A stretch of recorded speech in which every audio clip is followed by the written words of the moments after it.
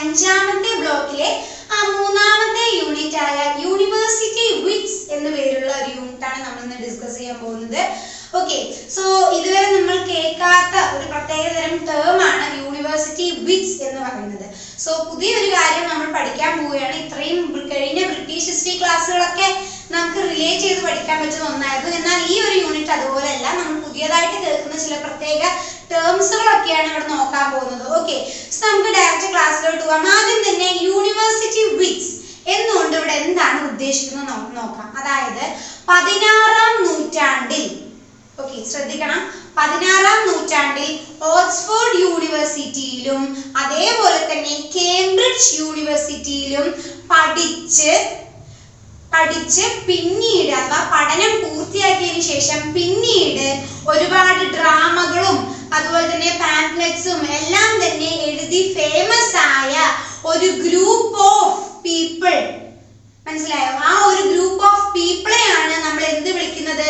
University വിറ്റ്സിന്റെ ഗ്രൂപ്പിൽ നമ്മൾ include ചെയ്യുന്നത്. മനസ്സിലായല്ലോ? ഒന്നുകൂടി പറഞ്ഞുതരാം. അതായത് 16-ാം നൂറ്റാണ്ട് കാലഘട്ടത്ത് ഓക്സ്ഫോർഡ് യൂണിവേഴ്സിറ്റിയിലും കേംബ്രിഡ്ജ് യൂണിവേഴ്സിറ്റിയിലും പഠനം പൂർത്തിയാക്കി അഥവാ പഠനം അവസാനിച്ചതിന് ശേഷം പിന്നീട് ഒരുപാട് ഫേമസ് ആയ അല്ലെങ്കിൽ ഇന്നും ഇംഗ്ലീഷ് ഡ്രാമയിൽ അഥവാ ഇംഗ്ലീഷ് ലിറ്ററേച്ചറിൽ പ്രൊമിനന്റ് ആയി നമുക്ക് കാണാൻ സാധിക്കുന്ന കുറച്ച് ഫേമസ് ആയിട്ടുള്ള ഡ്രാമകളും പാംപ്ലെറ്റ്സും എഴുതി അത്തരത്തിൽ ഫേമസ് ആയ ഒരു ഗ്രൂപ്പ് ഓഫ് പീപ്പിൾ, അവരെയാണ് നമ്മൾ എന്തിൽ ഇൻക്ലൂഡ് ചെയ്യുന്നത്? യൂണിവേഴ്സിറ്റി വിറ്റ്സ് ആയിട്ട് നമ്മൾ എന്ത് ചെയ്യുന്നത്? കണക്ക് കൂട്ടുന്നത്. ഇപ്പൊ മനസ്സിലായല്ലോ? സോ നമുക്ക് നോക്കാം. ഈ ഒരു ടേം കോയിൻ ചെയ്തത് ജോർജ് സെയിൻസ്ബറി ആണ്. ഓക്കെ, ജോർജ് സെയിൻസ്ബറി എന്ന് പറഞ്ഞ ഒരു വ്യക്തിയാണ് യൂണിവേഴ്സിറ്റി വിറ്റ്സ് എന്ന് പറഞ്ഞ ഒരു ടേം ഇവിടെ കൊണ്ടുവന്നത്. നമുക്ക് നോക്കാം. ആക്ച്വലി ഇവിടെ ഉദ്ദേശിക്കുന്ന യൂണിവേഴ്സിറ്റി വിറ്റ്സ് എന്നുകൊണ്ട് ഇവിടെ ഉദ്ദേശിക്കുന്നത് ഒരിക്കലും ഒരു വ്യക്തിയുടെ അഥവാ ഒരു ഫേമസ് ആയിട്ടുള്ള ഒരു വ്യക്തിയുടെ ഓട്ടോബയോഗ്രഫീനെ കുറിച്ചല്ല ഇവിടെ നമ്മൾ യൂണിവേഴ്സിറ്റി വിറ്റ്സ് കൊണ്ട് ഉദ്ദേശിക്കുന്നത്. പകരം 1580-കൾ ആ ഒരു കാലഘട്ടത്തിൽ ഡ്രാമാസ്, മനസ്സിലായോ? ഡ്രാമാസിന് വന്ന അല്ലെങ്കിൽ വരുത്തിച്ച മാറ്റങ്ങളെയാണ് ഇവിടെ ആക്ച്വലി യൂണിവേഴ്സിറ്റി വിറ്റ്സ് കൊണ്ട് ഡെപിക്ട് ചെയ്യുന്നത്. അല്ലാതെ ഒരു ഇൻഡിവിജ്വലിന്റെയും ആ ഇൻഡിവിജ്വൽ ജീവിച്ച കാലഘട്ടത്തെയും അദ്ദേഹത്തിന്റെ ഓട്ടോബയോഗ്രഫിയെ കുറിച്ചൊന്നും അല്ല ഇവിടെ യൂണിവേഴ്സിറ്റി വിറ്റ്സ് കൊണ്ട് ഉദ്ദേശിക്കുന്നത്. അതായത് 1580 കാലഘട്ടങ്ങളിൽ ഡ്രാമയിൽ വന്ന മാറ്റം അല്ലെങ്കിൽ ഡ്രാമയിൽ മാറ്റങ്ങൾ കൊണ്ടുവന്ന ആൾക്കാർ അത് എത്തരത്തിലാണ്, അങ്ങനെയുള്ള കാര്യങ്ങളെയാണ് ഇവിടെ യൂണിവേഴ്സിറ്റി വിറ്റ്സ് കൊണ്ട് നമ്മൾ ഉദ്ദേശിക്കുന്നത്. നമുക്ക് നോക്കാം ആരൊക്കെയാണ് ഈ യൂണിവേഴ്സിറ്റി വിറ്റ്സിൽ കുറച്ച് പീപ്പിൾസ് ഇൻക്ലൂഡ് ആണെന്ന് ഞാൻ പറഞ്ഞിരുന്നല്ലോ അല്ലെ. സോ നമുക്ക് ഇനി ആരൊക്കെയാണ് അത് നോക്കാം. ആക്ച്വലി കേംബ്രിഡ്ജ് യൂണിവേഴ്സിറ്റിയിൽ നിന്നും പഠിച്ച ക്രിസ്റ്റഫർ മാർലോ, അതേപോലെ തന്നെ റോബർട്ട് ഗ്രീൻ, അതേപോലെ തോമസ് നാഷ്, ഇങ്ങനെ 3 പേര്. ഓക്കെ, അതായത് കേംബ്രിഡ്ജ് യൂണിവേഴ്സിറ്റിയിൽ ഈ 3 പേരും മാത്രമല്ല ഓക്സ്ഫോർഡ് യൂണിവേഴ്സിറ്റിയിൽ നിന്നും ജോർജ് പീലി, തോമസ് ലോഡ്ജ്, അതുപോലെ തന്നെ ജോൺ ലൈലി. മനസ്സിലായല്ലോ? ഇങ്ങനെ ഇത്രയും പേര് അടങ്ങിയ ഒരു ഗ്രൂപ്പിനെയാണ് നമ്മൾ ആക്ച്വലി എന്ത് വിളിക്കുന്നത്? യൂണിവേഴ്സിറ്റി വിറ്റ്സ് എന്ന് വിളിക്കുന്നത്. ഇവർ കൂടാതെ വില്യം ഷേക്സ്പിയറും ഇത്തരത്തിൽ വേറെ കുറച്ച് ആൾക്കാർ കൂടി ഈ ഗ്രൂപ്പിൽ ഇൻക്ലൂഡ് ആണ്. നമുക്കിനി നോക്കാം. അതായത് ഈ യൂണിവേഴ്സിറ്റി വിറ്റ്സിൽ ഞാൻ ഇത്രയും പറഞ്ഞ ഇത്രയും ആൾക്കാർ അവർ ആരാണ്, അല്ലെങ്കിൽ അവർ ഏത് തരത്തിലുള്ള രീതിക്കാണ് ഇംഗ്ലീഷ് ഡ്രാമയ്ക്ക് ഇവർ കോൺട്രിബ്യൂട്ട് ചെയ്തത് എന്നൊക്കെ നമുക്ക് നോക്കാം. ആദ്യം തന്നെ ഈ യൂണിവേഴ്സിറ്റി വിറ്റ്സിലുള്ള എല്ലാ ആൾക്കാരുടെയും ഒരു സ്ട്രൈക്കിംഗ് ഫീച്ചർ എന്താന്ന് വെച്ചാൽ ഇവർക്കൊക്കെ വളരെ ഭംഗിയേറിയ അല്ലെങ്കിൽ കുറെ കോൺട്രിബ്യൂഷൻ ചെയ്യാൻ പറ്റിയ ഒരു കരിയർ ആയിരുന്നു ഈ യൂണിവേഴ്സിറ്റി വിറ്റ്സിലുള്ള ആൾക്കാർക്ക് ഉണ്ടായിരുന്നത്. ഉണ്ടായിരുന്നത്. ഇവർക്ക് യഥാർത്ഥത്തിൽ ഒരു സ്റ്റേജിന്റെ ഇമ്പോർട്ടൻസും അതേപോലെ തന്നെ ഓഡിയൻസ് കാണികൾ അവരുടെ ഇമ്പോർട്ടൻസും അറിഞ്ഞുകൊണ്ട് അതിനനുസരിച്ച് ഡ്രാമയിൽ മാറ്റം വരുത്തിയ ആൾക്കാരാണ് ഞാൻ നേരത്തെ പറഞ്ഞത്. ഓക്കെ, സോ ഇവരുടെയൊക്കെ കാലഘട്ടത്താണ് അല്ലെങ്കിൽ ഇവരുടെയൊക്കെ കോൺട്രിബ്യൂഷൻ മൂലമാണ് ആക്ച്വലി ഇംഗ്ലീഷ് ഡ്രാമ അതിന്റെ ഉന്നതങ്ങളിൽ എത്തിയത് അഥവാ തിളങ്ങി നിന്നത്. മനസ്സിലായല്ലോ. സോ നമുക്ക് നേരത്തെ പറഞ്ഞു, ഇപ്പൊ ഏറെക്കുറെ ഒരു ഐഡിയ കിട്ടിയല്ലോ യൂണിവേഴ്സിറ്റി വിറ്റ്സ് എന്ന് പറഞ്ഞാൽ എന്താണ് എന്നുള്ള ഒരു ഐഡിയ നിങ്ങൾക്ക് കിട്ടിയല്ലോ. ഇനി ഈ യൂണിവേഴ്സിറ്റി വിറ്റ്സിൽ കോൺട്രിബ്യൂട്ട് ചെയ്ത കുറച്ച് ആൾക്കാരും അവരുടെ യഥാർത്ഥത്തിൽ അവർ ഏത് തരത്തിലാണ് കോൺട്രിബ്യൂട്ട് ചെയ്യുന്നത് എന്നൊക്കെ നമ്മൾ ഇനി എക്സ്പ്ലെയിൻ ചെയ്തിട്ടാണ് പഠിക്കാൻ പോകുന്നത്. ഓക്കെ, സോ നമുക്ക് നോക്കാം. ആദ്യം തന്നെ ജോൺ ലൈലി. ഓക്കെ, അതായത് 1554 ജനിച്ച അദ്ദേഹം 1606 കാലഘട്ടം വരെ ജീവിച്ചിരുന്ന അദ്ദേഹമാണ് ആര്? ജോൺ ലൈലി. ഓക്കെ, സോ ഇദ്ദേഹം നോക്കാം. ഇദ്ദേഹത്തെയാണ് നമ്മൾ the first English prose stylist എന്ന് നമ്മൾ വിളിക്കുന്നത്. എന്താണ്? First English prose stylist. Okay, English ഗദ്യത്തെ ആദ്യകാല ഇംഗ്ലീഷ് ഗദ്യത്തെ അഥവാ സ്റ്റൈലിസ്റ്റ് എന്ന് നമ്മൾ വിളിക്കുന്നത് ആരെയാണ്? ജോൺ ലൈലിയാണ്. മനസ്സിലായല്ലോ. ഇദ്ദേഹമാണ് യഥാർത്ഥത്തിൽ ഇംഗ്ലീഷ് കോമഡികളിൽ പ്രോസ് ഡയലോഗ് ഇൻക്ലൂഡ് ചെയ്തത്. അതായത് ഗദ്യമായ ഡയലോഗ്സുകളൊക്കെ ഇവര് ആദ്യമായിട്ട് ഇൻക്ലൂഡ് ചെയ്തത് ആരാണ്? ജോർജ് ലൈലിയാണ്. ഇദ്ദേഹത്തിന്റെ പ്ലേ റൈറ്റ്സും എല്ലാം തന്നെ വളരെ വളരെ എന്തായിരുന്നു? യുണീക്ക് ആയിരുന്നു. അതായത് ഇന്ന് നമ്മൾ കാണുന്നതൊക്കെ ആ കാലഘട്ടത്തിൽ ഇദ്ദേഹത്തെ പോലുള്ള ആൾക്കാർ കോൺട്രിബ്യൂട്ട് ചെയ്തതാണ്. മനസ്സിലായല്ലോ. മാത്രമല്ല ഇദ്ദേഹം റൊമാൻറ്റിക് കോമഡി എന്ന് പറഞ്ഞ ആ ഒരു തീമിനെ കുറെ കൂടി ഷേപ്പ് ചെയ്ത് നമ്മുടെ മുൻപിൽ പോളിഷ് ചെയ്ത് കൊണ്ടുവന്ന ഒരാളാണ് ആര്? ജോൺ ലൈലി. മനസ്സിലായല്ലോ. ഇതൊക്കെ കുറെ കൂടി ഇമ്പോർട്ടന്റ് ആയിട്ടുള്ള പോയിന്റ് ആണ് കേട്ടോ. മാത്രമല്ല നമുക്ക് നോക്കാം, ഇദ്ദേഹം 1583 ഒരു ബ്ലാക്ക് ഫ്രയാസ് തിയേറ്റർ എന്ന് പറഞ്ഞ തിയേറ്ററിൽ ഇദ്ദേഹം ജോയിൻ ചെയ്യുകയും ആ തിയേറ്ററിൽ നിന്നാണ് അദ്ദേഹത്തിന്റെ ഒരുപാട് ഫേമസ് ആയിട്ടുള്ള ഒരു വർക്കായ കാംപാസ്പി ആൻഡ് സാഫോ ആൻഡ് ഫോ എന്ന് പറഞ്ഞ ഒരു വർക്ക് ഇദ്ദേഹം അല്ലെങ്കിൽ ഒരു പ്ലേ ഇദ്ദേഹം ഈ തിയേറ്ററിൽ നിന്നുകൊണ്ടാണ് ഇദ്ദേഹം കംപ്ലീറ്റ് ആക്കാൻ സാധിച്ചത്. ഇദ്ദേഹത്തിന്റെ കുറച്ച് പ്രൊമിനന്റ് ആയിട്ടുള്ള വർക്ക്സുകൾ നമുക്ക് നോക്കാം. എൻജിമിയോൺ, അതുപോലെ തന്നെ the woman in the moon, അതായത് 1595 ഇദ്ദേഹം പുറത്താക്കിയാണ്. അതായത് the woman in the moon. ഈ കൂട്ടത്തിൽ വെച്ച് ഏറ്റവും ഉത്തമം അഥവാ ഏത് കാലം എവർഗ്രീൻ എന്ന് നമുക്ക് വിശദീകരിക്കാം. എവർഗ്രീൻ ആയിട്ടുള്ള ഇദ്ദേഹത്തിന്റെ ഒരു വർക്കാണ് എൻജിമിയോൺ. എൻജിമിയോൺ ആണ് നമ്മൾ ഇപ്പോഴും എവർഗ്രീൻ ആയിട്ടും ഇദ്ദേഹത്തിന്റെ വർക്കുകളിൽ വെച്ച് ഏറ്റവും ദി ഫൈനസ്റ്റ് ഭയങ്കര അത്യുത്തമം എന്ന് നമ്മൾ വിളിക്കുന്ന ഒരു കോമഡിയാണ് എൻജിമിയോൺ എന്ന് പറഞ്ഞു. മനസ്സിലായല്ലോ. സോ ഇത്തരത്തിലുള്ള രീതിക്കാണ് ജോൺ ലൈലി അദ്ദേഹം നമ്മുടെ ഇംഗ്ലീഷ് ഡ്രാമയ്ക്ക് ഇത്തരത്തിലാണ് ഇദ്ദേഹം കോൺട്രിബ്യൂട്ട് ചെയ്തത്. മനസ്സിലായല്ലോ. അതായത് ഇദ്ദേഹമാണ് നമ്മൾ എന്ത് വിളിക്കുന്നത്? ഫസ്റ്റ് ഇംഗ്ലീഷ് പ്രോസ് സ്റ്റൈലിസ്റ്റ് എന്ന് നമ്മൾ വിളിക്കുന്നു. മാത്രമല്ല ഇദ്ദേഹമാണ് റൊമാൻറ്റിക് കോമഡിക്ക് ഷേപ്പ് കൊടുത്തൊന്ന് ജസ്റ്റ് പോളിഷ് ചെയ്ത് ബാക്കിയുള്ള ആൾക്കാർക്കൊന്ന് അവരുടെ മുമ്പിൽ കാണിച്ചു കൊടുത്തത് അല്ലെ. അതേപോലെ തന്നെ ഇദ്ദേഹമാണ് ഇംഗ്ലീഷ് കോമഡികളുടെ ഇടയിലേക്ക് പ്രോസ് ഡയലോഗ്സ് ഒക്കെ ഇൻക്ലൂഡ് ചെയ്ത് കൊടുത്തത് ആരാണ്? ആദ്യമായി ഇൻക്ലൂഡ് ചെയ്തത് ജോൺ ലൈലിയാണ്. മനസ്സിലായി. പിന്നെ നമ്മൾ എന്താണ് ഇദ്ദേഹം വർക്ക് ചെയ്ത തിയേറ്ററിന്റെ പേര് എന്താണ്? ബ്ലാക്ക് ഫ്രയാസ് തിയേറ്റർ അല്ലെ. ഈ തിയേറ്ററിൽ എന്തുകൊണ്ടാണ് അദ്ദേഹത്തിന്റെ ഒരുപാട് വർക്ക്സ് അഥവാ പ്ലേസ് ഇദ്ദേഹത്തിന് പൂർത്തിയാക്കാൻ സാധിച്ചു. മനസ്സിലായല്ലോ. ഇത്രയും പോയിന്റ്സുകളാണ് നിങ്ങൾ ഇദ്ദേഹത്തെ കുറിച്ച് നന്നായി മനസ്സിലാക്കിയിരിക്കേണ്ടത്. നമുക്കിനി അടുത്ത ഒരു വ്യക്തിയെ കുറിച്ച് നോക്കാം. ജോർജ് പീലി.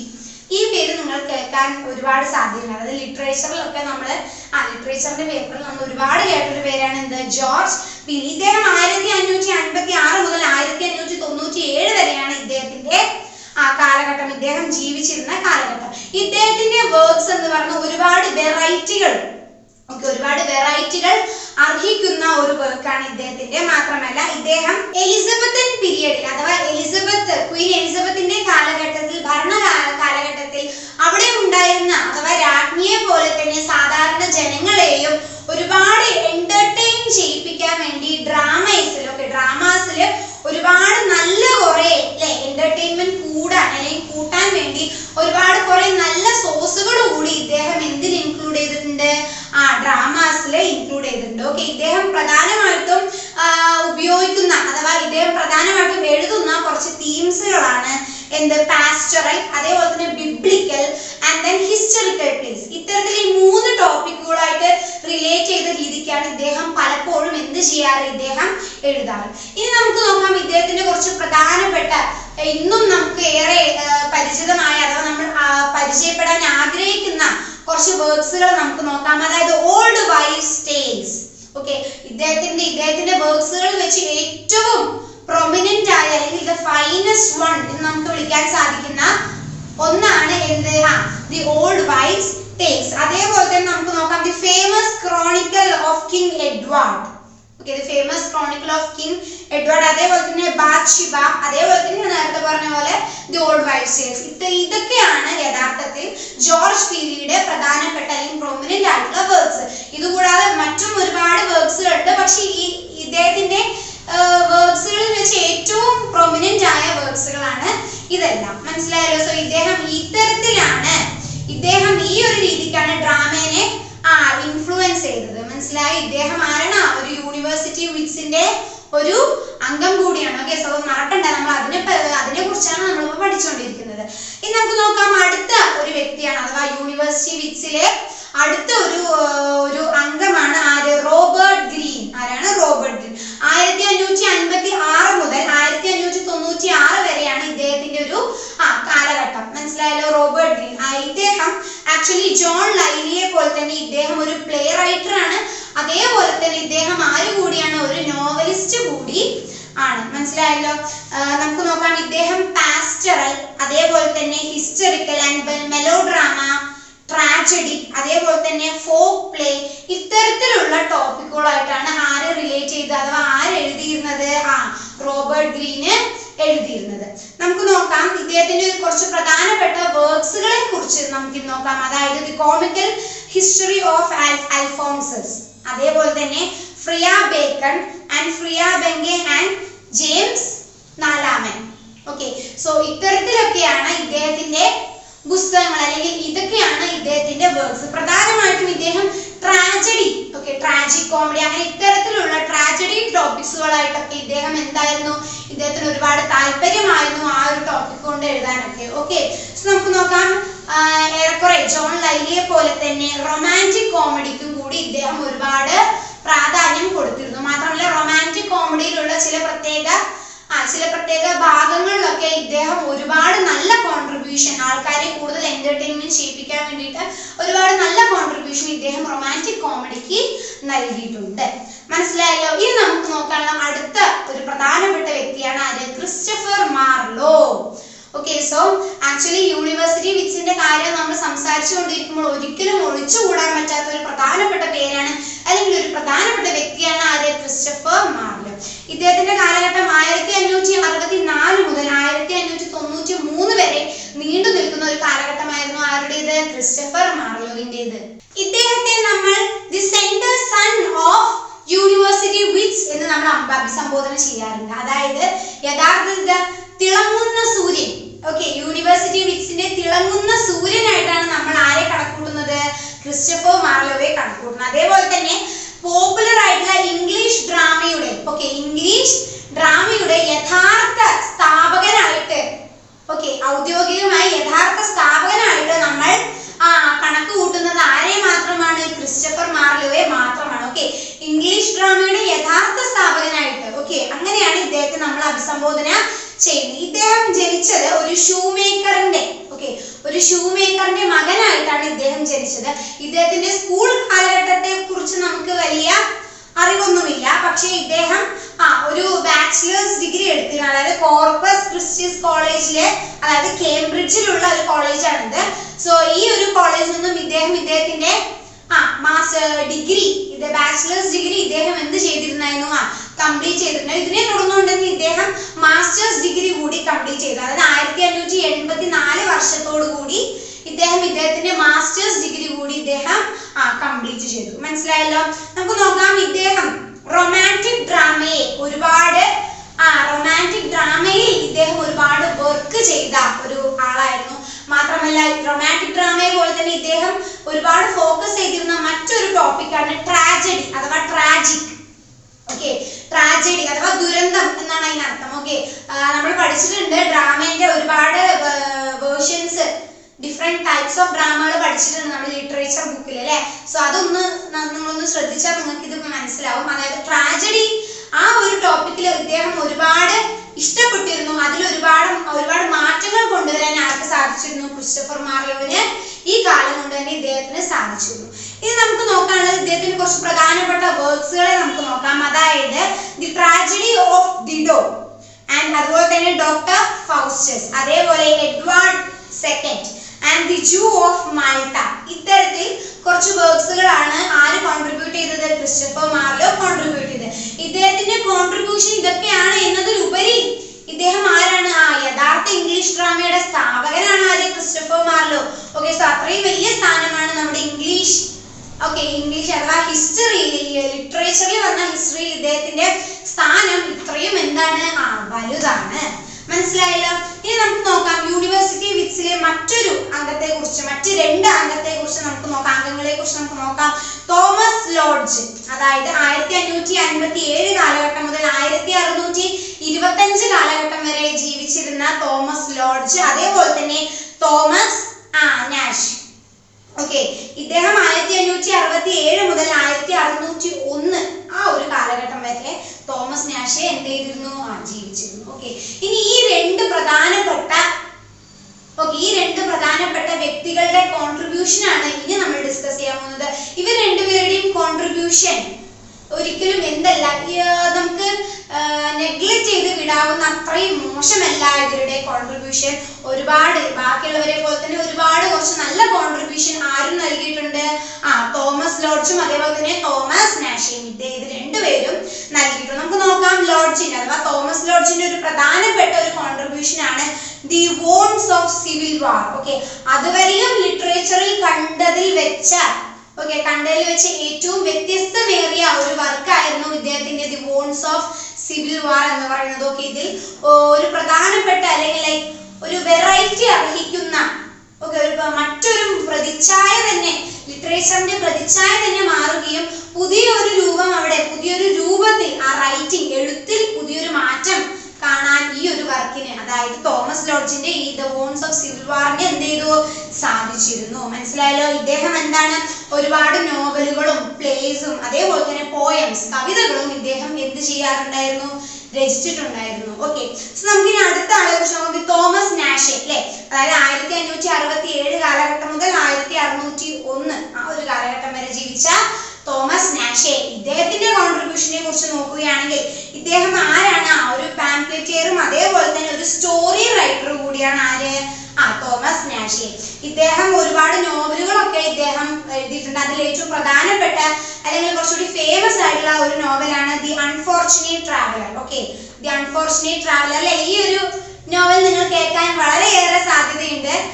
അതായത് ദി അൺഫോർച്ചുനേറ്റ് ട്രാവലർ എന്ന് പറഞ്ഞ ഈ പുസ്തകം കുറെ കൂടി ഫേമസ് ആയിട്ട് ഇന്നും ഒരുപാട് ഫേമസ് ആയിട്ടുള്ള അല്ലെങ്കിൽ ഒരുപാട് ആൾക്കാർ വായിക്കാൻ ആഗ്രഹിക്കുന്ന ഒരു ബുക്കാണ് ദി അൺഫോർച്ചുനേറ്റ് ട്രാവലർ. ഓക്കെ, അതായത് 1594 കാലഘട്ടത്തിലാണ് ഇദ്ദേഹം ഇത് എഴുതി റിലീസ് ചെയ്യുന്നത്. മനസ്സിലായല്ലോ.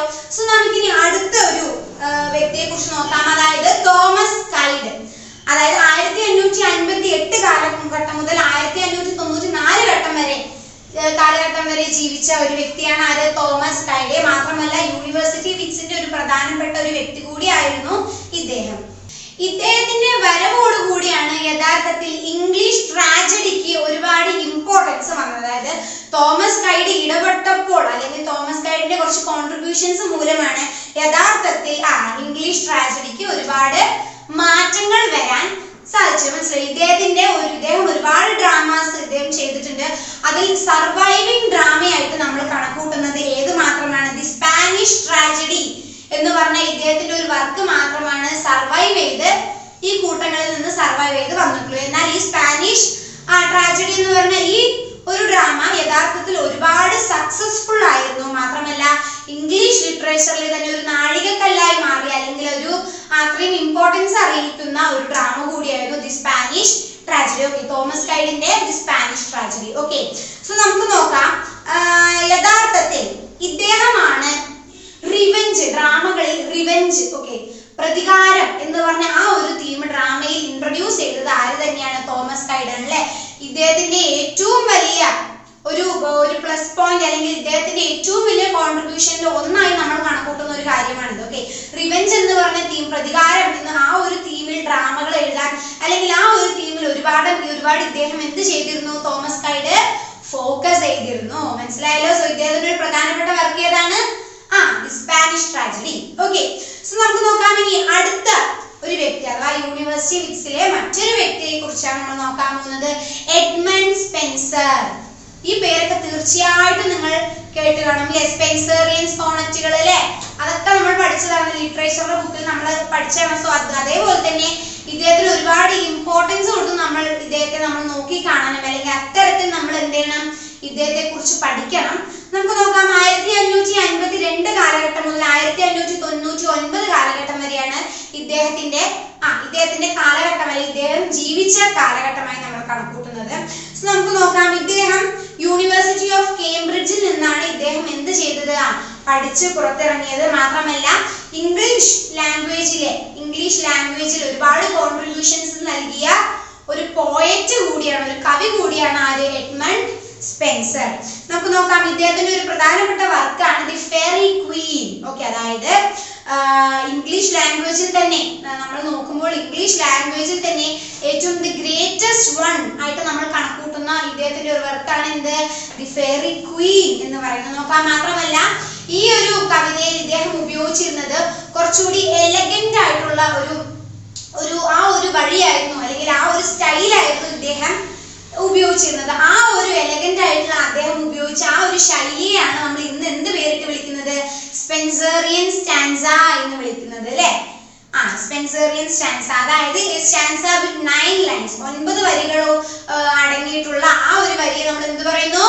സ്പെൻസറിയൻ സ്റ്റാൻസ എന്ന് പറയും. ഇതിന്റെ റൈം സ്കീം എങ്ങനെയാണ് എന്ന് നമുക്ക് നോക്കാം. അതായത് ABA and BBC BCC ഇത്തരത്തിലാണ് ഇതിന്റെ റൈം സ്കീം വരുന്നത്. ഓക്കെ, സ്പെൻസറിയൻ ലൈൻസ് മാത്രമല്ല നമുക്കറിയാം അല്ലേ, സ്പെൻസറിയൻ സ്റ്റാൻസ, അതിന്റെ ഒക്കെ ഇമ്പോർട്ടൻസ് നമുക്കറിയാം, നമ്മൾ പഠിച്ചതാണ് അല്ലേ.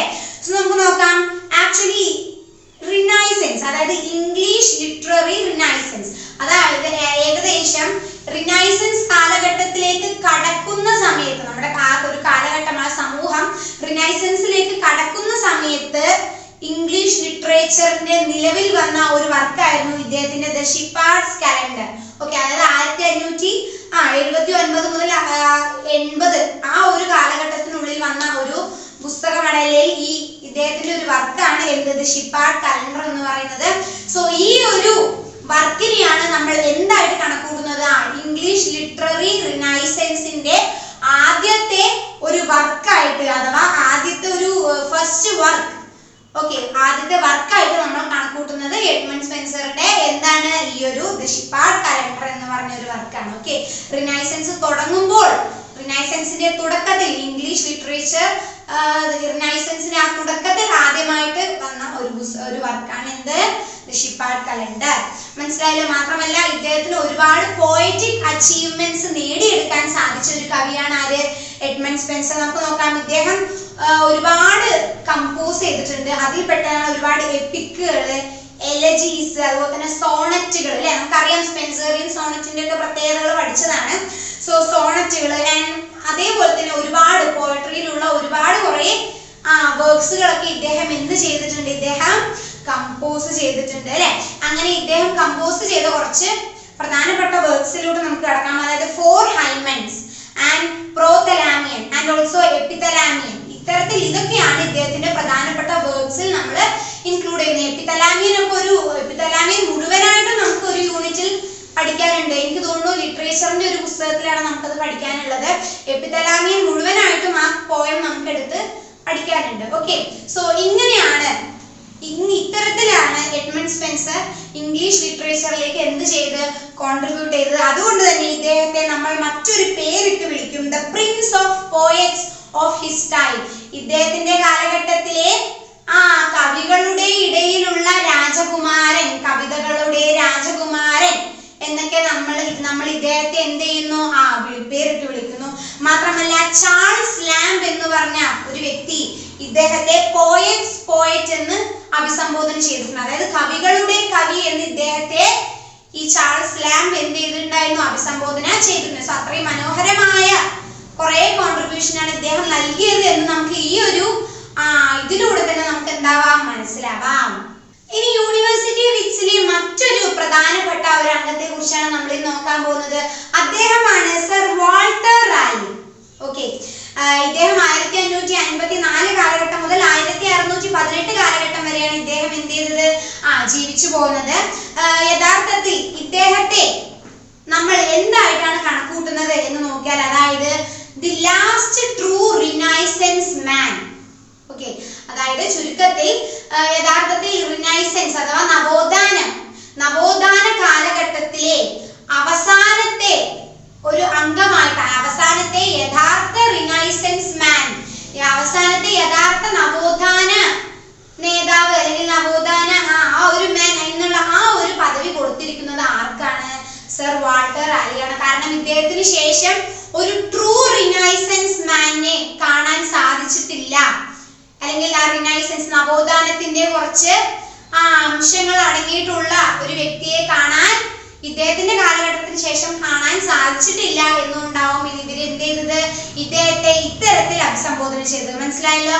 ഇദ്ദേഹത്തിന്റെ കാര്യം കുറച്ച് ഡിഫറെന്റ് ആണ്. കാരണം ഇദ്ദേഹം ഒരു പോയറ്റ് ആണ്, അതുപോലെ തന്നെ മറ്റുള്ള കാര്യങ്ങളാണെങ്കിൽ കൂടി മറ്റ് ഏത് യൂണിവേഴ്സിറ്റി വിറ്റ്സിലെ അംഗങ്ങൾക്ക് ഇല്ലാത്ത ഒരു പ്രത്യേകത കൂടി ആർക്കുണ്ട്, ഈ സർ വാൾട്ടറിനുണ്ട്. ഇദ്ദേഹം ആരാണ്, ആ ഒരു എക്സ്പ്ലോറർ ആണ്. അതായത് ഒരുപാട് എക്സ്പ്ലോർ, അതായത് നാട് നടന്നു ചുറ്റി അങ്ങനെ എക്സ്പ്ലോർ ചെയ്യുന്ന ഒരു വ്യക്തിയാണ്. കൂടാതെ ഇദ്ദേഹം ഒരു സോൾജിയർ ആണ്, ഒരു പട്ടാളക്കാരൻ കൂടിയാണ് ഇദ്ദേഹം. ഓക്കെ, അതുപോലെ തന്നെ ഒരു ഓതർ ആണ്. അതേപോലെ തന്നെ ഇദ്ദേഹം ആരാണ്, ഒരു സെപ്റ്റിക് കൂടിയാണ് ഇദ്ദേഹം. ഓക്കെ, സോ ഇത്രയും പദവികൾ, അതായത് സോൾജിയർ ആയിട്ടുള്ള ഒരു പോയറ്റ് ആണ് ആര്, സർ വാൾട്ടർ. ഓക്കെ, മാത്രമല്ല ഇദ്ദേഹം എക്സ്പ്ലോറർ ആണ്. അതുകൊണ്ട് തന്നെ ഇദ്ദേഹത്തിന്റെ കുറച്ച് വർക്ക്സുകളിൽ നമുക്ക് അതിന്റെ ഒരു അംശം നമുക്ക് തീർച്ചയായിട്ടും എന്ത് ചെയ്യാൻ സാധിക്കും, കാണാൻ സാധിക്കും. മാത്രമല്ല നമുക്ക് ഇദ്ദേഹത്തിന്റെ ഒരു പ്രധാനപ്പെട്ട ബുക്ക് നോക്കാം, അതായത് ദ ഡിസ്കവറി ഓഫ് ഗുവാന. ഓക്കെ, ഗുവാന, അതായത് ഈ ഒരു പുസ്തകം ഈ ഒരു അദ്ദേഹത്തിന്റെ കാലഘട്ടത്തിൽ ഒരുപാട് ഇമ്പോർട്ടൻസ് അഥവാ ഒരുപാട് പേര് ഇദ്ദേഹത്തിന് ഈ സർ വാൾട്ടറിന് ഉണ്ടാക്കി കൊടുത്ത അദ്ദേഹത്തിന്റെ ഒരു ബുക്കാണ് ദ ഡിസ്കവറി ഓഫ് ഗുവാന. മനസ്സിലായല്ലോ? മാത്രമല്ല ഇദ്ദേഹത്തിന്റെ കവിതകളെ കുറിച്ച് എടുക്കുമ്പോൾ എലിസബത്ത് ഫോംസ്, ഓക്കെ, എലിസബത്ത് കാലഘട്ടത്തിൽ ഒരുപാട് ഫോംസുകൾ അല്ലെങ്കിൽ എലിസബത്ത് കാലഘട്ടത്തിൽ നടന്ന കുറച്ച് സംഭവങ്ങളൊക്കെ ഇദ്ദേഹത്തിന്റെ പോയംസിൽ ഇദ്ദേഹം എന്ത് ചെയ്തിരുന്നു, ഇൻക്ലൂഡ് ചെയ്തിരുന്നു. മനസ്സിലായല്ലോ? സോ ഇത്തരത്തിലാണ് സർ വാൾട്ടറിന് ഇംഗ്ലീഷ് അഥവാ ഇംഗ്ലീഷ് ലിറ്ററേച്ചറിന് കുറച്ച് മാറ്റങ്ങൾ അല്ലെങ്കിൽ പുതിയ തീംസ് ഒക്കെ ഇൻട്രൊഡ്യൂസ് ചെയ്യാൻ ഇത്തരത്തിലാണ് ഇത് കാരണമായത്. മനസ്സിലായല്ലോ? സോ നമുക്കിനി അടുത്തൊരു വ്യക്തിയെ കുറിച്ച് നോക്കാം. നമ്മളിപ്പോ ഒരുപാട് വ്യക്തികളെ കുറിച്ച് പഠിച്ചു അല്ലേ? ബോറടിക്കുന്നുണ്ടോ? ഇല്ല, നമുക്ക് ഇതൊക്കെ പ്രധാനപ്പെട്ട പോയിന്റ്സുകൾ നമ്മൾ തീർച്ചയായിട്ടും പഠിച്ചിരിക്കേണ്ട, എന്തായാലും പഠിച്ചിരിക്കണം എന്ന് പറഞ്ഞ കുറച്ച് പോയിന്റ്സുകളാണല്ലോ നമ്മളിപ്പോൾ ഡിസ്കസ് ചെയ്തത്. സോ തീർച്ചയായിട്ടും ഞാൻ ഈ പറഞ്ഞു തരുന്ന പോയിന്റ്സ് നിങ്ങൾ പഠിച്ചിരിക്കണം. കാരണം നിങ്ങൾക്ക് അത്രയും പോയിന്റ്സ് അഥവാ എക്സാമിൽ അത്രയും മാർക്ക് സ്കോർ ചെയ്യുക എന്നതിലുപരി ഇംഗ്ലീഷ് ലിറ്ററേച്ചർ പഠിക്കുന്ന ഒരു സ്റ്റുഡന്റിന് എന്തുകൂടി എയിം ചെയ്യണം, അത്രയും നോളേജ് കൂടി ഗെയിൻ ചെയ്യണം എന്നുള്ള ഒരു എയിം കൂടി നമുക്ക് ഉണ്ടാവേണം. ഓക്കെ, എന്നാലേ നമുക്ക് എന്ത് ചെയ്യാൻ പറ്റുള്ളൂ, ഭംഗിയായിട്ട് തന്നെ നമുക്ക് നമ്മുടെ ബാച്ചിലേഴ്സ് ഡിഗ്രി പൂർത്തിയാക്കാൻ സാധിക്കുള്ളൂ. Okay, so come to the lesson. നമുക്കിനി നോക്കാം അടുത്തത്. നമുക്ക് നോക്കാം ബെൻ ജോൺസൺ. അടുത്ത ഒരു പ്രധാനപ്പെട്ട ഒരു വ്യക്തിയാണ്, യൂണിവേഴ്സിറ്റി വിറ്റ്സിന്റെ ഒരു പ്രധാനപ്പെട്ട വ്യക്തിയാണ് ആര്, ബെൻ ജോൺസൺ. ഇദ്ദേഹം 1572 കാലഘട്ടം മുതൽ 1637 കാലഘട്ടം വരെയാണ് ഇദ്ദേഹത്തിന്റെ കാലയളവ് അഥവാ ഇദ്ദേഹം ജീവിച്ച കാലഘട്ടം. നമുക്ക് നോക്കാം. ഇദ്ദേഹം യഥാർത്ഥത്തിൽ ഒരു ഇംഗ്ലീഷ് റിനൈസൻസ്, ഓക്കെ, ഇംഗ്ലീഷ് നവോത്ഥാന ഡ്രാമാറ്റിസ്റ്റ് ആണ്. അതേപോലെ തന്നെ ഒരു ആക്ടർ ആണ്, അതേപോലെ തന്നെ ഒരു പോയറ്റ്, ഒരു കവി കൂടിയാണ്. ഈ 3 പദവി, അതായത് ഇദ്ദേഹം നവോത്ഥാന കാലഘട്ടവുമായി ഒരുപാട് ബന്ധപ്പെട്ട് കിടക്കുന്ന ഒരു വ്യക്തിയാണ് ആര്, ബെൻ ജോൺസൺ. മനസ്സിലായല്ലോ? വില്യം ഷേക്സ്പിയറിന് ശേഷം, യഥാർത്ഥത്തിൽ ഹിസ്റ്ററി എടുത്ത് പരിശോധിച്ചാൽ വില്യം ഷേക്സ്പിയറിന് ശേഷം അഥവാ ആദ്യം നിൽക്കുന്നത് വില്യം ഷേക്സ്പിയർ ആണ്. അതിനുശേഷം ആൾക്കാർ ഒരുപാട് കൂടുതൽ എൻജോയ് ചെയ്ത വർക്ക്സുകളും അതേപോലെ തന്നെ ഒരുപാട് പാടിപ്പുകഴ്ത്തിയതും ആരെയാണ്, ബെൻ ജോൺസണെയാണ്. ഓക്കെ, വില്യം ഷേക്സ്പിയർ ഒന്നാമത് നിൽക്കുമ്പോൾ തൊട്ടു താഴെ രണ്ടാമതായി കാണാൻ സാധിച്ചത് ആരെയാണ്, ബെൻ ജോൺസണെയാണ്. മനസ്സിലായല്ലോ. സോ നമുക്ക് നോക്കാം ഇദ്ദേഹത്തിന്റെ കുറച്ച് പ്രധാനപ്പെട്ട വർക്ക്സുകൾ ഏതാന്ന് നോക്കാം. ദി ആൽക്കമിസ്റ്റ് ആൻഡ് വോൾപോണി ആൻഡ് അതേപോലെ തന്നെ ദി സൈലന്റ് വുമൺ. ഇത്തരത്തിലുള്ള കുറച്ച് വർക്ക്സുകളൊക്കെ ആരുടെ കോൺട്രിബ്യൂഷൻ ആണ്? ബെൻ ജോൺസന്റെ കോൺട്രിബ്യൂഷൻ ആണ്. ഓക്കെ, സോ ദി ആൽക്കമിസ്റ്റ് ഒക്കെ ഇന്നും ഒരുപാട് ആൾക്കാർ വായിച്ച് അതിനെക്കുറിച്ച് ഇങ്ങനെ അല്ലെ ഒരുപാട് നല്ല കമന്റ്സുകളൊക്കെ ഇട്ടുകൊണ്ടിരിക്കുകയാണ് ആൽക്കമിസ്റ്റിനെ കുറിച്ച് ഇന്നും അല്ലെ. സോ വായിച്ചില്ലെങ്കിൽ അതൊക്കെ പോയി വായിക്കുക. സോ ഇത്തരത്തിലൊക്കെയാണ് എന്ത് ബെൻ ജോൺസൺ ഇംഗ്ലീഷ് ട്രാവലർ അഥവാ യൂണിവേഴ്സിറ്റി വിറ്റ്സിനായിട്ട് തിരഞ്ഞെടുക്കാനുള്ള പ്രധാനപ്പെട്ട കാരണം. ഇനി നമ്മൾ നോക്കാൻ പോകുന്നത് യൂണിവേഴ്സിറ്റി വിറ്റ്സിലെ തന്നെ അങ്ങനെ മാത്രമല്ല ഈ വേൾഡിന് തന്നെ ഒരുപാട് കോൺട്രിബ്യൂഷൻ കൊടുത്ത ഒരു വ്യക്തിയെ കുറിച്ചാണ്. അതായത് വില്യം ഷേക്സ്പിയർ അല്ലെ. വില്യം ഷേക്സ്പിയറെ കുറിച്ചാണ് നമ്മൾ ഇനി നോക്കാൻ പോകുന്നത്. ഒരുപാട് പേർക്ക് അറിയാമായിരിക്കും ഇദ്ദേഹത്തിന്റെ ചരിത്രത്തെ കുറിച്ച്. ഇദ്ദേഹത്തിന്റെ പേര് അറിയാത്തവർ വളരെ വളരെ ചുരുക്കമാണ്. പ്രത്യേകിച്ച് ഇംഗ്ലീഷ് ലിറ്ററേച്ചർ പഠിക്കുന്ന സ്റ്റുഡൻസിന് തീർച്ചയായും അറിഞ്ഞിരിക്കേണ്ട ഒരു പേരാണ് വില്യം ഷേക്സ്പിയർ അല്ലെ. നമുക്ക് നോക്കാം ഇദ്ദേഹത്തെ കുറിച്ച് നമുക്ക് ഒരുപാട് പഠിക്കാനുണ്ട്. നമുക്ക് നോക്കാം. അതായത് 1564 കാലഘട്ടം മുതൽ 1616 കാലഘട്ടം വരെ ജീവിച്ച വേൾഡ് ഫേമസ് റൈറ്റർ ആണ്. ലോകത്തിൽ തന്നെ ഏറ്റവും ഫേമസ് ആയ ഒരു റൈറ്റർ ആണ് ആര്? William Shakespeare. നമുക്ക് നോക്കാം ഇദ്ദേഹം യഥാർത്ഥത്തിൽ ഇംഗ്ലണ്ടിൽ ജീവിച്ചിരുന്ന റൈറ്റേഴ്സിൽ വെച്ചിട്ട് ഏറ്റവും the greatest writers among them. Okay, ഈ എഴുത്തുകാരിൽ വെച്ച് ഏറ്റവും ഗ്രേറ്റസ്റ്റ് റൈറ്റർ ആയിട്ട് ഇംഗ്ലണ്ടിലെ ദ ഗ്രേറ്റസ്റ്റ് റൈറ്റർ ആയിട്ട് നമ്മൾ കണക്ക് കൂട്ടുന്ന ആളാണ് ആര്? William Shakespeare. നമുക്ക് നോക്കാം ഇദ്ദേഹത്തിന് ഒരുപാട് വിളിപ്പേരുകളുണ്ട്. ഓക്കെ, അത് നമുക്ക് തീർച്ചയായിട്ടും പഠിക്കണം. അതായത് ഇംഗ്ലണ്ട്സ് നാഷണൽ പോയറ്റ്, ഇംഗ്ലണ്ടിന്റെ national poet. Okay, national poet എന്നറിയപ്പെടുന്നത് ആരാണ്? വില്യം ഷേക്സ്പിയർ ആണ്. അതേപോലെ തന്നെ വില്യം ഷേക്സ്പിയറിന്റെ മറ്റൊരു പേരാണ് എന്ത്?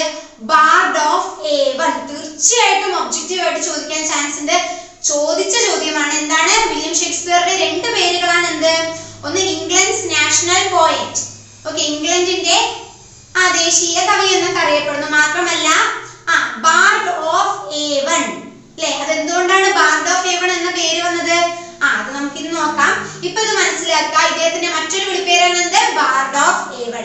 നമുക്ക് നോക്കാം ഇദ്ദേഹം ചുരുക്കത്തിൽ 37 പ്ലേസ് ആണ് ഇദ്ദേഹം എഴുതിയിട്ടുള്ളത്. അതേപോലെ തന്നെ 154 സോണറ്റുകളും ഇദ്ദേഹം രചിച്ചിട്ടുണ്ട്. ഇനി പോയംസ് കവിതകളുടെ കാര്യം എടുക്കുമ്പോൾ വലിയ രീതിക്ക് അതായത് ഒരുപാട് നെറേറ്റീവ് ആയിട്ടുള്ള ലോങ് ആയിട്ട് നെറേറ്റീവ് ചെയ്തിട്ട് ഇദ്ദേഹം 2 കവിതകളാണ് എഴുതിയിട്ടുള്ളത്.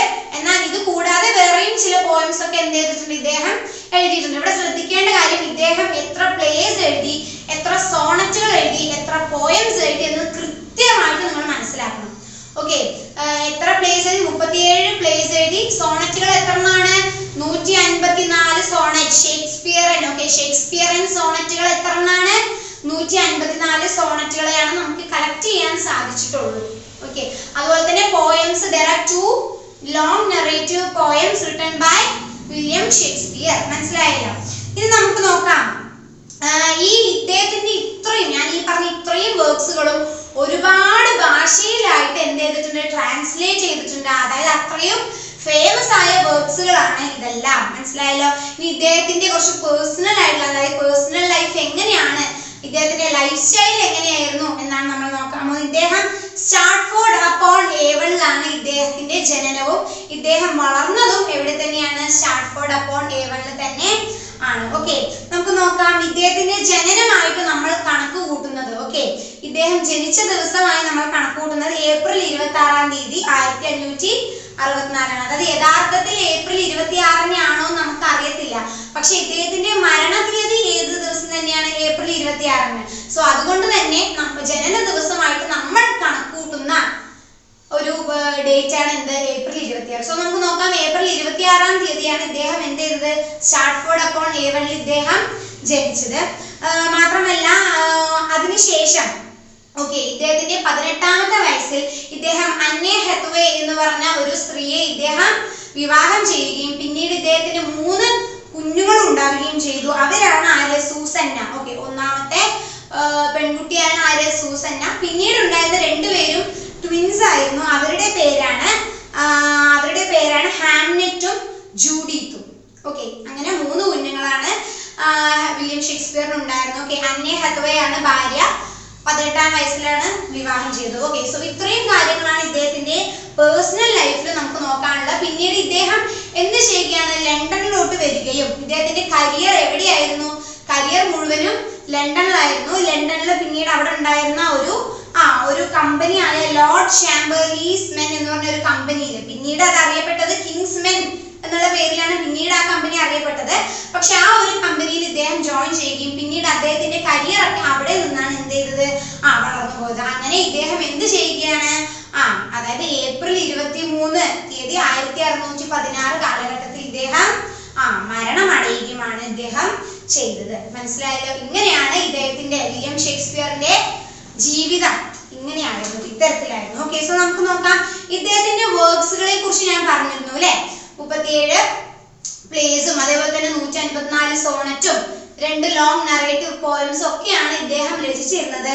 അതിന്റെ ഒക്കെ പ്രധാന തീംസ് അഥവാ ഈ പ്ലേസ്, ഇദ്ദേഹം എഴുതിയ 37 പ്ലേസിന്റെയും പ്രധാന തീം എന്ന് പറയുന്നത് കോമഡിയും ഹിസ്റ്ററിയാണ്. ഓക്കെ, കോമഡിക് തീമും ആൻഡ് ഹിസ്റ്റോറിയൻ തീമും ഒക്കെയാണ് ഇദ്ദേഹത്തിന്റെ പ്ലേസിൽ പലപ്പോഴും എന്ത് ചെയ്യാറുള്ളത്, കടന്നു വരാറുള്ളത്. ഓക്കെ, അങ്ങനെ അവസാനം 16-ാമത്തെ നൂറ്റാണ്ടിന്റെ അവസാന ഭാഗമാകുമ്പോഴേക്കും ഇദ്ദേഹം അത്രയും ഫേമസ് ആയ ഇംഗ്ലണ്ടിലെ ഒരു റൈറ്റർ, ഒരു എഴുത്തുകാരനായിട്ട് ഇദ്ദേഹം മാറുകയാണ് ചെയ്യുന്നത്. ഓക്കെ, മാത്രമല്ല ഇദ്ദേഹത്തിന്റെ പ്ലേസിൽ നമുക്ക് കാണാൻ പറ്റുന്ന മറ്റൊരു തീമാണ് ട്രാജഡി, ദുരന്തം. അല്ലെ, ട്രാജഡി എന്താണെന്നൊന്നും ചോദിക്കരുത്, കാരണം ഇതൊക്കെ നമ്മൾ ലിറ്ററേച്ചർ യൂണിറ്റിൽ ഡിസ്കസ് ചെയ്തതാണ്. ഓക്കെ, സോ നമുക്ക് നോക്കാം.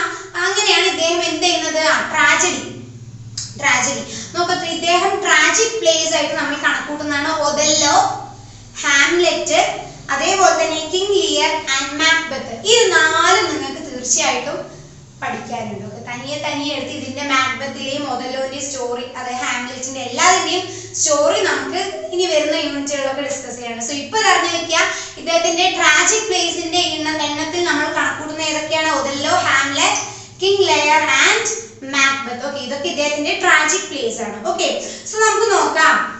ഇനി ഇദ്ദേഹത്തിന്റെ കരിയർ അല്ലെങ്കിൽ ഇദ്ദേഹത്തിന്റെ ആ കരിയറിൽ ഉണ്ടായിരുന്ന എഴുത്തുകളെ സ്കോളേഴ്സ് 4 സ്റ്റേജസ് ആയിട്ടാണ് എന്ത് ചെയ്തിട്ടുള്ളത്, ഡിവൈഡ് ചെയ്തിട്ടുള്ളത്. ഇദ്ദേഹത്തിന്റെ ആദ്യ കാലഘട്ടം യഥാർത്ഥത്തിൽ 1090 കാലഘട്ടത്തിന്റെ മിഡിൽ ആയപ്പോഴേക്കും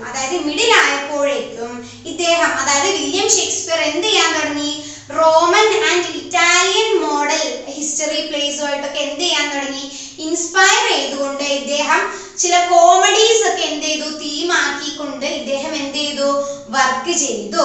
മനസ്സിലായത്? റോമൻ ഇറ്റാലിക് മോഡലുമായിട്ട് കണ്ട് ഇൻസ്പയർ ചെയ്തിട്ടാണ് ഇദ്ദേഹം എന്ത് ചെയ്തത്, വില്യം ഷേക്സ്പിയർ ഇത് രചിച്ചത്. ഇങ്ങനെയാണ് ആദ്യത്തെ സ്റ്റേജ് എന്ന് പറയുന്നത്.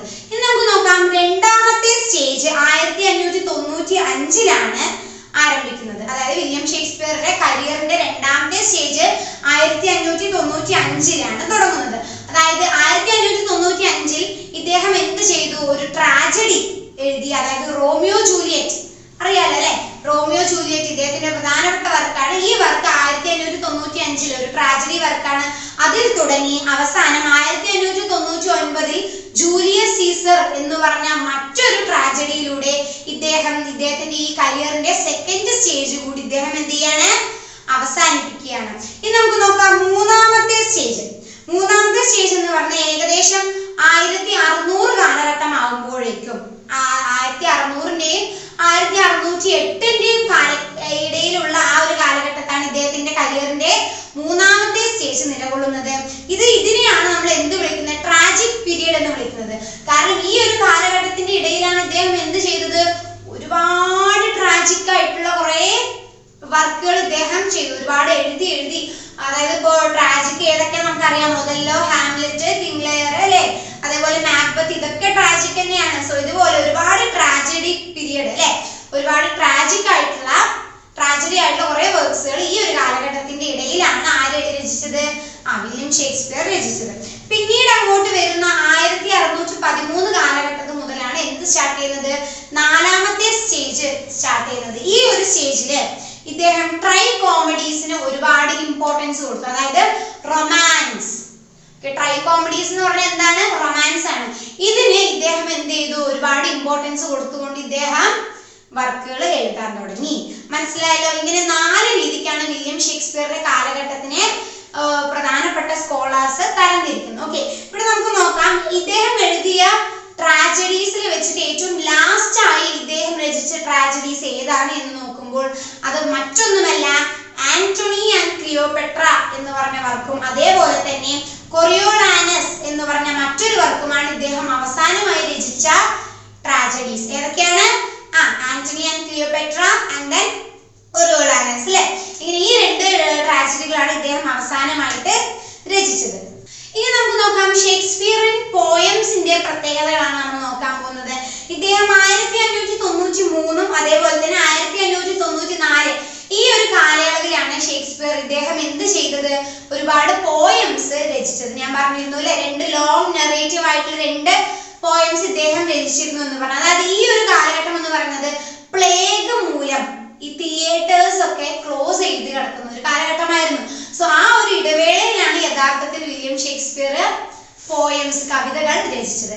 ആ 2 കവിതകൾ നമുക്ക് നോക്കാം. അതിലൊന്നാണ് വീനസ് ആൻഡ് അഡോണിസ് ആൻഡ് മറ്റൊന്നാണ് ദി റേപ്പ് ഓഫ് ലൂക്രീസ്. ഓക്കെ, ഇത്തരത്തിൽ ഈ 2 കവിതകളാണ് ആര് കോൺട്രിബ്യൂട്ട് ചെയ്തത്? വില്യം ഷേക്സ്പിയർ കോൺട്രിബ്യൂട്ട് ചെയ്തത്. ഇനി നമുക്ക് നോക്കാം ഷേക്സ്പിയറിൻ സോണറ്റുകൾ എന്താന്ന് നോക്കാം. അതായത് 154 സോണറ്റുകളാണ് ഷേക്സ്പിയർ ഇതുവരെയും രചിച്ചതായി നമ്മൾ കണക്ക് കൂട്ടുന്നത്. നമുക്ക് ലഭിച്ചത് 154 സോണറ്റുകളാണ്. ഈ 154 സോണറ്റുകൾ എന്ന് പറയുന്നത് ഏറെ പ്രാധാന്യം അർഹിക്കുന്ന സോണറ്റാണ്. കാരണം ഇതിലോടകം തന്നെ എന്താണ് ഷേക്സ്പിയറിൻ സോണറ്റ് എന്ന് പറഞ്ഞ ഒരു പുതിയൊരു സോണറ്റിന്റെ പുതിയൊരു പ്രതിച്ഛായ തന്നെ അവിടെ ഉണ്ടായി മാറുകയാണ്.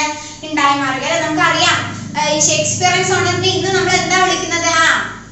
ഇംഗ്ലീഷ് സോണറ്റ് അങ്ങനെയൊക്കെ നമ്മൾ പേരിട്ട് വിളിക്കും. സോ നമുക്കറിയാം സ്പെൻസറിയൻ സോണറ്റ് അറിയാം, അതേപോലെ തന്നെ മറ്റൊന്നാണ് എന്ത്? Shakespearean Sonet. ഓക്കെ, സോ ഇത്രയേ ഉള്ളൂ നമ്മൾ ഈ ഒരു യൂണിറ്റിൽ പഠിച്ചത്. യൂണിവേഴ്സിറ്റി വിക്സിൽ അടങ്ങിയിട്ടുള്ള പ്രധാനപ്പെട്ട അംഗങ്ങൾ ആരാണ്, അവരൊക്കെ ഏത് രീതിക്കാണ് ഇംഗ്ലീഷ് ലിറ്ററേച്ചറിന് കോൺട്രിബ്യൂട്ട് ചെയ്തിട്ടുള്ളത്, ഇത്തരത്തിലുള്ള കുറച്ച് ടോപ്പിക്സ് ആണ് നമ്മൾ ഇന്ന് ഡിസ്കസ് ചെയ്ത്. കുറച്ച് വലിയ പാഠം തന്നെയാണ് അല്ലെ, ഒരുപാട് പഠിക്കാനുണ്ട്, ഒരുപാട് നന്നായി ശ്രദ്ധിച്ച് പഠിക്കാനുള്ള ഒരു പാഠമാണ്. കുറച്ച് കഷ്ടപ്പാടുണ്ടാവും, പക്ഷെ ഒരുപാട് ക്വസ്റ്റ്യൻസ് ഈ ഒരു ലെസണിൽ നമുക്ക് കാണാൻ സാധിക്കുന്നുണ്ട് കേട്ടോ. സോ ഇത്രയേ ഉള്ളൂ. ഞാൻ പറഞ്ഞിട്ട് നിങ്ങൾക്ക് മനസ്സിലായി വിചാരിക്കുന്നു. നമുക്കിനി അടുത്തൊരു ക്ലാസ്സിൽ കാണാം. അതുവരെ ബൈ ആൻഡ് താങ്ക് യു.